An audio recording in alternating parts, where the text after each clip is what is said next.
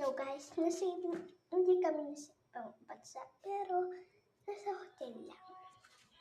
First, ito kitchen.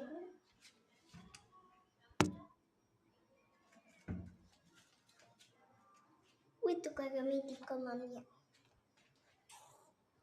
Ito. Yan. Pwede maghugas. Wait lang. Tapos ito. Kikita niyo na. Tapos ito pa. Ito ang living. Ganda. Natin pakita sila. Fluffy. Tapos ito yung wow!